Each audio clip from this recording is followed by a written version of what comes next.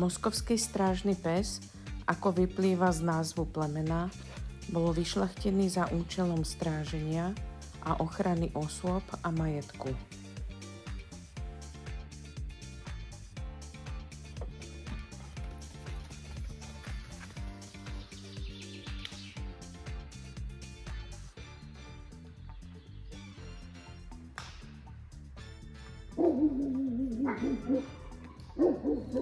Vyšľachtený bol v roku 1950.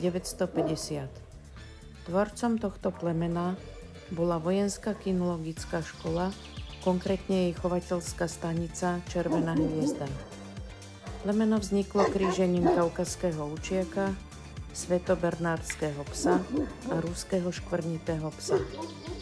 Prvým predstaviteľom plemena Moskovský strážny pes bol Orslan.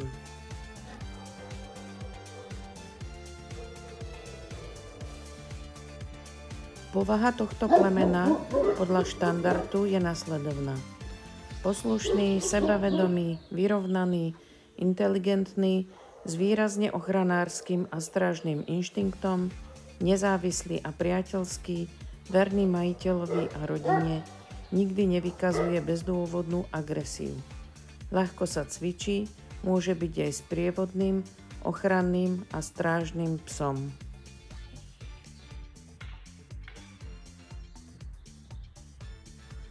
Toto sú vrodené vlastnosti väčšiny Moskovákov.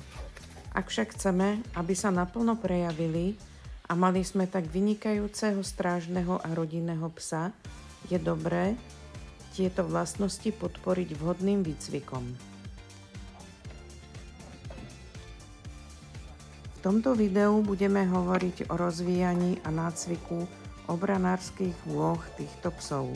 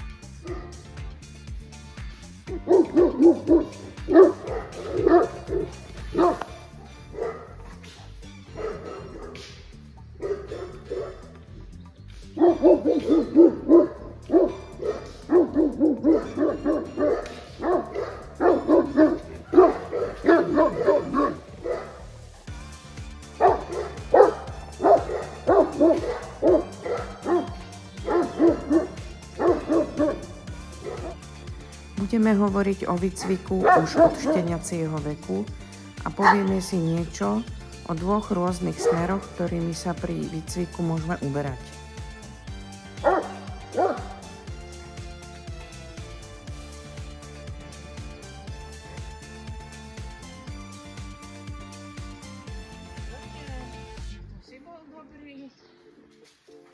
Na týchto záberoch môžeme pozorovať mladého 1,5-ročného moskovského strážneho psa Igadara.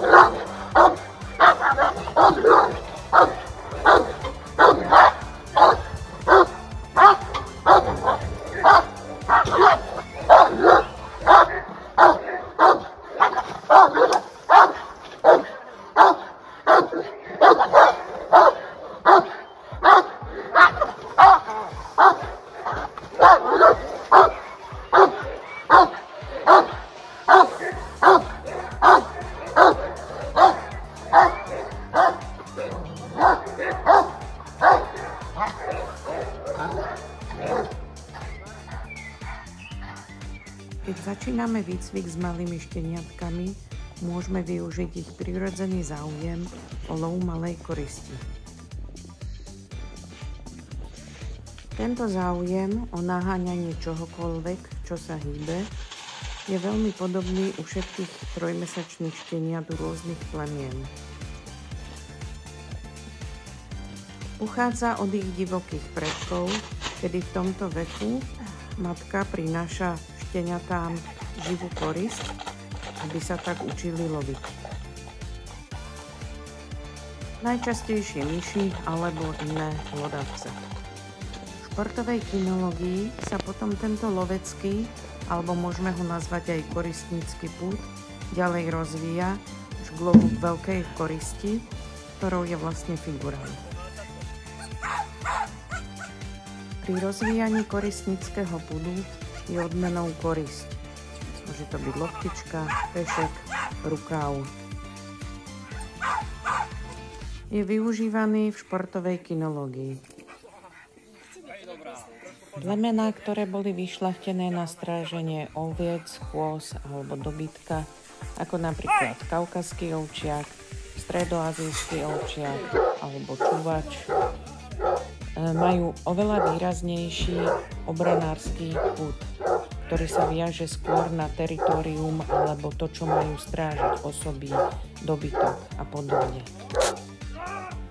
U niektorých moskovákov sa výrazný koristnícky púd môže objaviť, pretože v ich šľachtení bol použitý aj ruský lovecký pes.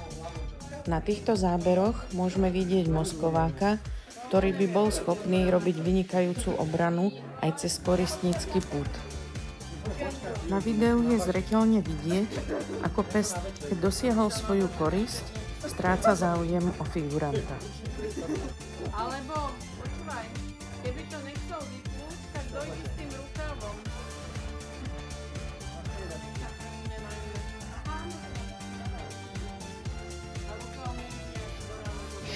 Tento pes na videu je extrémne dobrý koristník, ale aj extrémne dobrý obranár, čo sa týka ochrany teritória, osôb, rozvíjaním prirodzenej zloby. Preto by sa dalo s ním pri výcviku vybrať obidvoma smermi.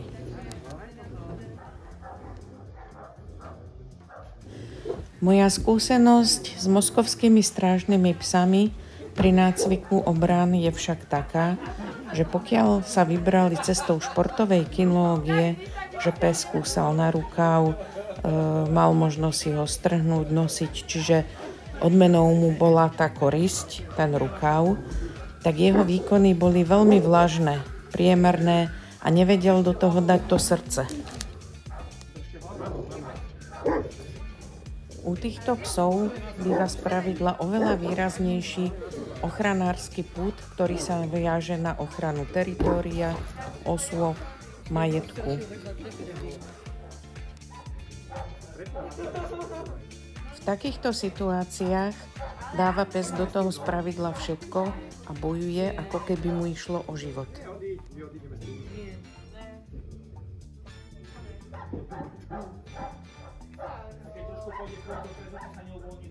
Že by to bolo posunuté viac tam potom.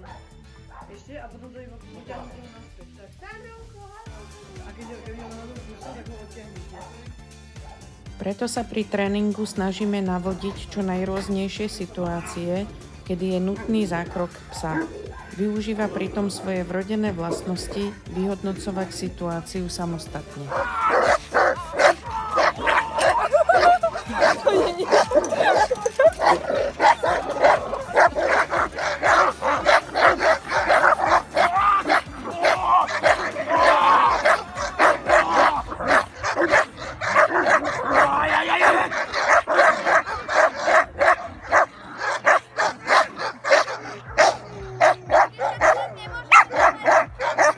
Na týchto záberoch môžeme zreteľne vidieť, že pes nechápe figuranta ako korisť, ani nevidí rukáv, ale naozaj chráni človeka, keď je ohrození.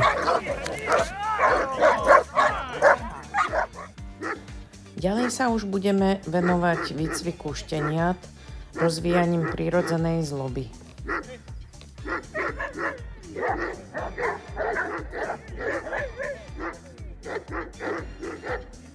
Nie je nutné tento výcvik začínať už so 4-mesačným šteniatkom.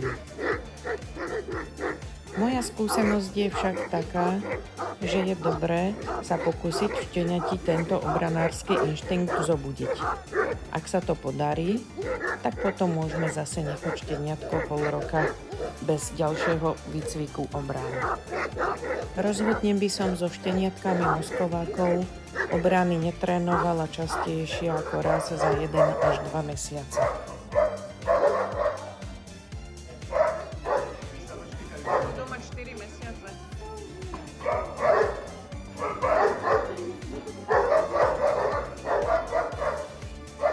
Ukážeme si niekoľko situácií, ktoré výrazne pomáhajú šteniatám v zobudzaní týchto obranárskych vloh. Jednou z takýchto situácií je rozvíjanie prirodzenej zloby šteniat v interiéri, kde reagujú na podnety podozrivo sa správajúceho človeka.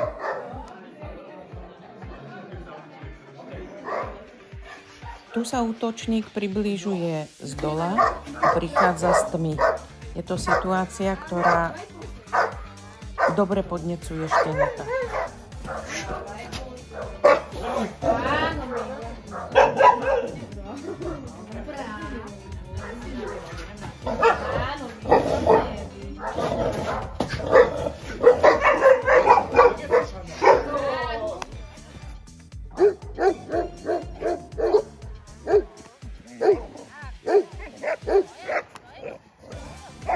Na tomto videu môžeme vidieť nesprávne použitú metodiku výcviku, kde sú šteniatá síce umiestnené v kruhovke, čo podporuje rozvíjanie ich prirodzenej zloby, ale chýba tu pes, ktorý je starší, skúsenejší, od ktorého by požadovanú emóciu mohli zachytiť.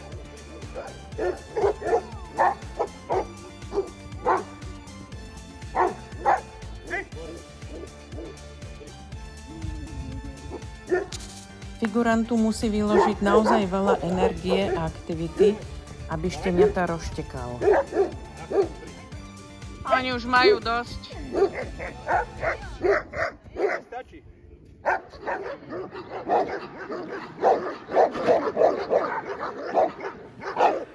Tu sú šteniatá rozmiestnené medzi skúsenejšími staršími psami a vidíme, aký je to rozdiel.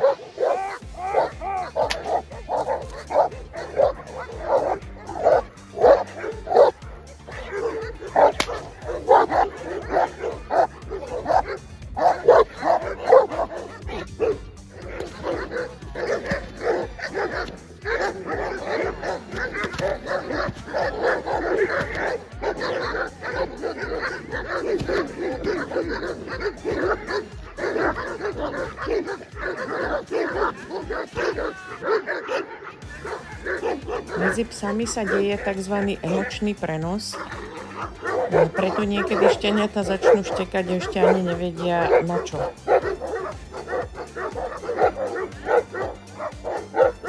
Spravidla to však rýchlo pochopia.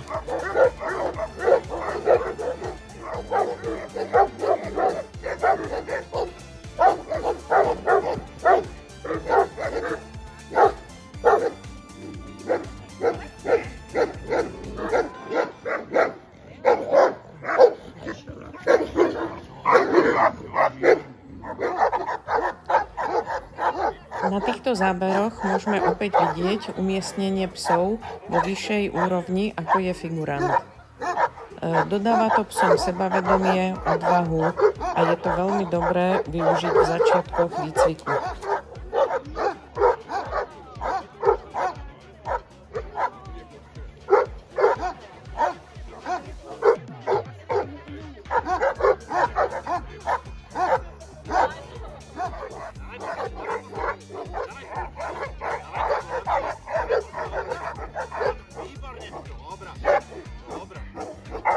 Môžeme vidieť vhodné rozmiestnenie psov.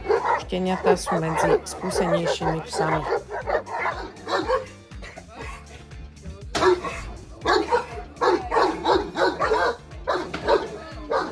Opäť podobná situácia, figurant prichádza z dola.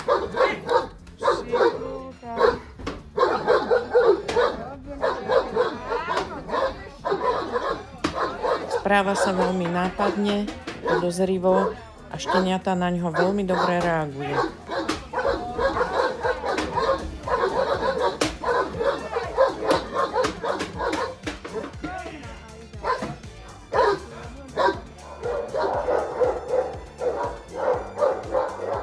Tu máme opäť šteniatá a mladých psov v interiéri, kde veľmi dobre reagujú na figuranta. Je ich tam veľa, deje sa výrazný emočný prenos.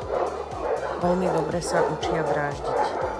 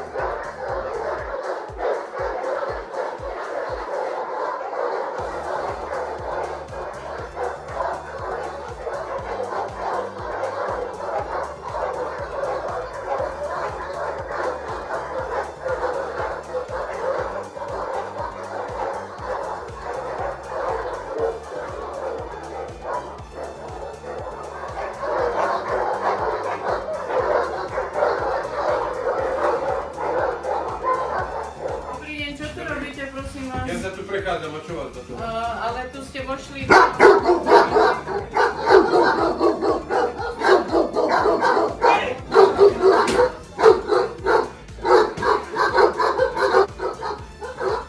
Opäť situácia v interiéri, dosť náročná drevená podlaha, ktorá je hlučná. Tu sa šteniatá učia reagovať na rozhovor medzi psovodom a prichádzajúcim figurantom, ktorý je plný napätia a až vyústi do hádky.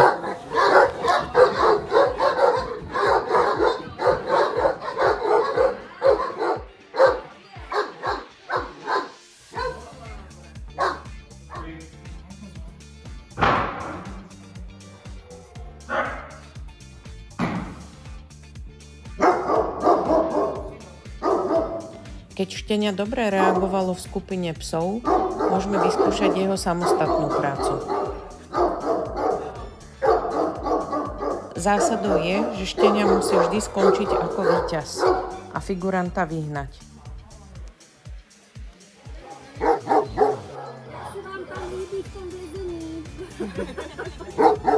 Na úhlu pohledu, přijde, že vy jste sem vyšel.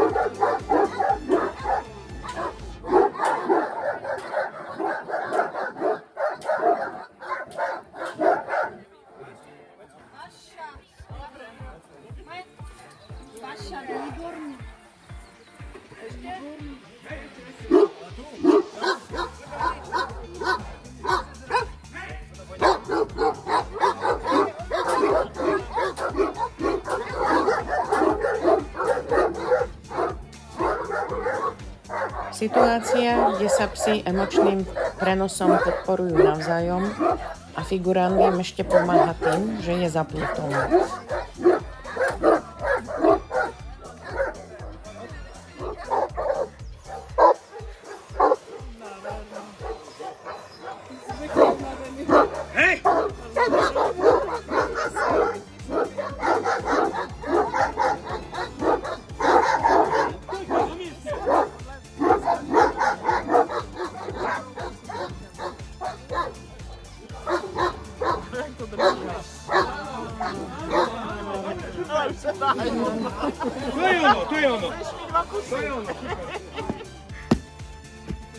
Pri žravých šteniatách, ktoré sa inak nechcú vydráždiť, môžeme vyskúšať prácu so žradlom.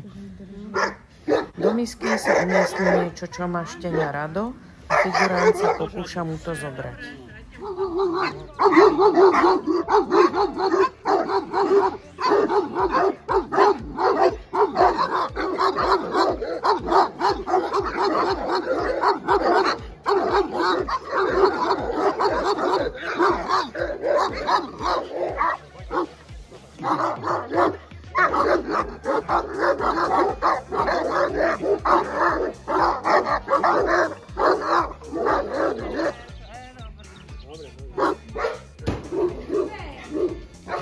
So šteniatami, ktoré veľmi dobre reagovali v skupine, môžeme vyskúšať individuálnu prácu s figurantom. Ide o to neustále zvyšovať odvahu a sebavedomie šteniatka.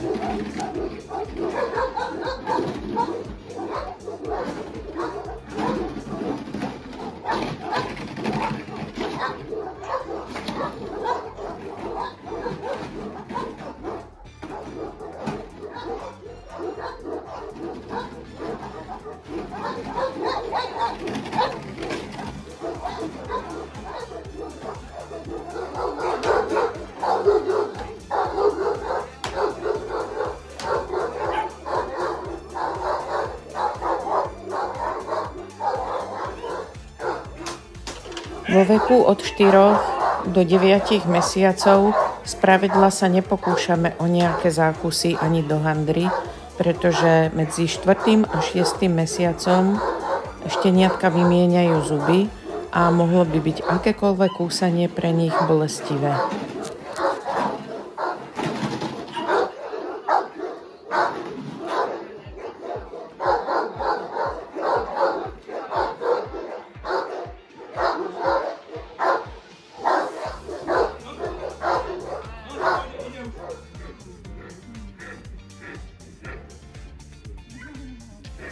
Ak chceme mať z moskováka príjemného spoločníka, ktorého môžeme zobrať medzi ľudí, do mesta, do dopravných prostriedkov, tak je veľmi dobré štenia socializovať.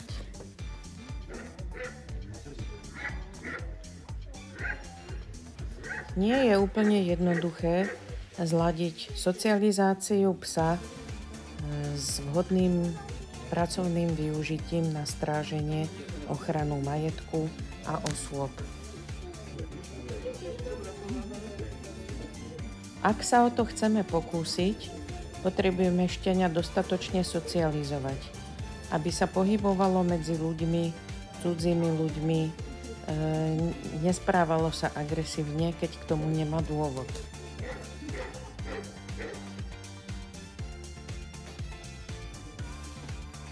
Učíme ho rozlišovať medzi ľuďmi, ktorí sa správajú normálne, priateľsky, a medzi ľuďmi, ktorí sa správajú nepriateľsky.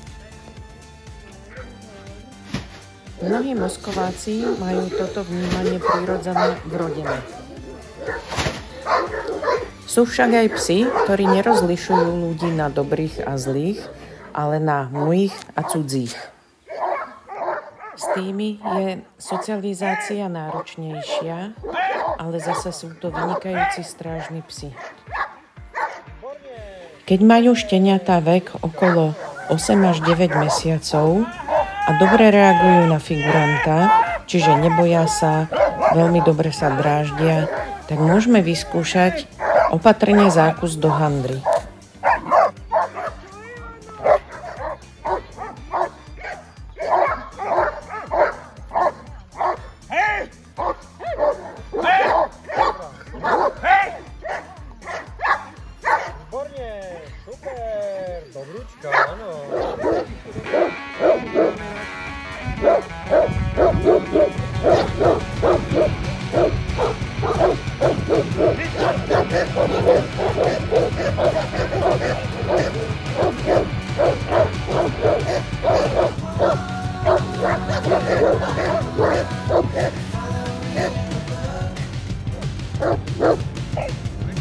Yeah.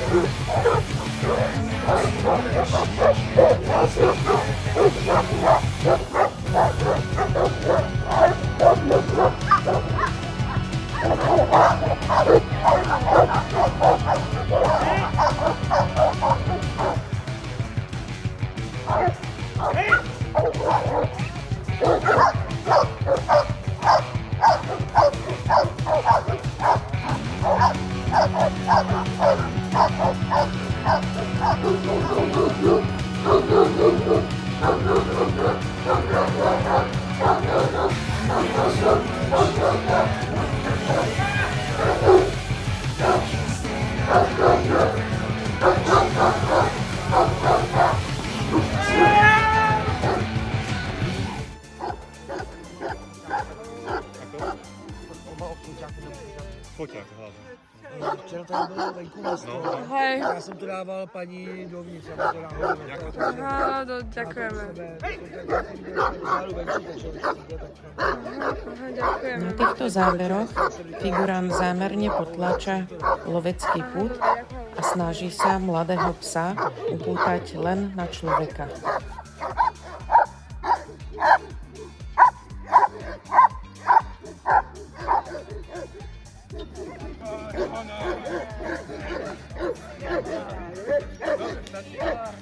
Keď to pes pochopí, že má sledovať len človeka, tak môžeme loptičku vymeniť za kúsky potravy. Potrebujeme dosiahnuť to, aby si pes nevšimol ničoho, čo sa mu hodí a zameral sa len na človeka.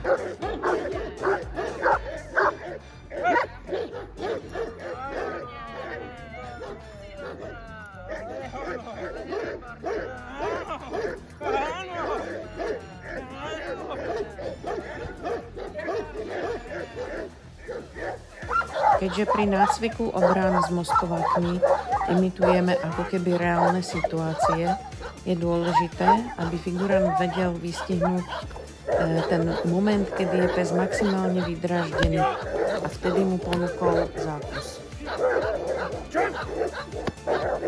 Ak pes predviedol perfektný výkon, ako keby dal do toho celé srdce, je vhodné obranu ukončiť. Nie je dobré zákus znova a znova opakovať tak, ako si to môžeme dovoliť v športovej kinológii. Tam pes loví korisť a častým opakovaním jeho koristnícky pud zvyšujeme. Pri práci so psami, kde imitujeme ako keby reálne situácie, pes v skutočnosti bojuje o život. Ak by sa figurant znovu a znovu vracal, pes začína strácať istotu, pretože nechápe, že keď on dal do toho všetko, tak figurantovi nič nie je ako keby preňho nesmrteľný. A preto začína byť neistý a výkony v obrane môžu ísť dole.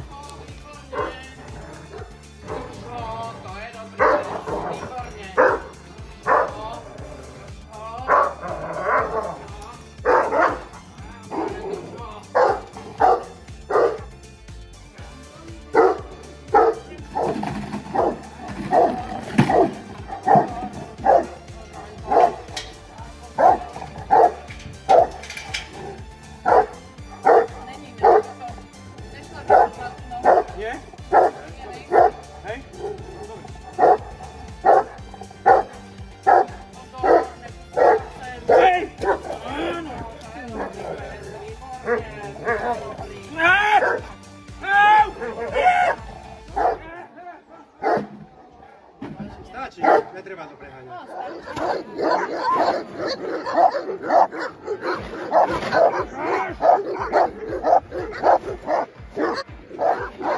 Sledujeme mladého psa s vynikajúcou psychikou.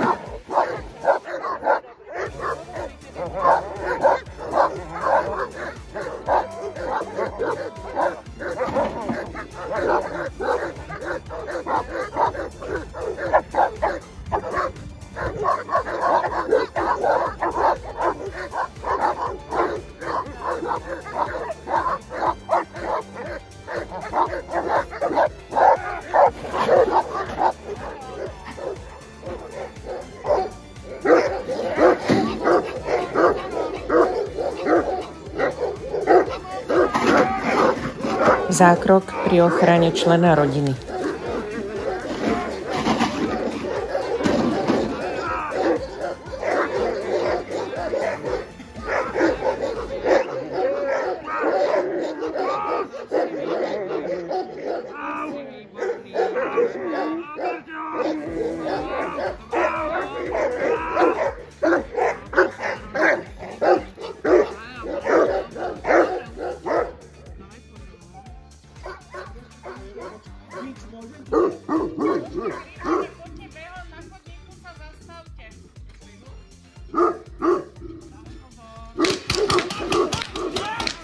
Sledujeme veľmi náročný cvik, napadnutie skupinou osôb.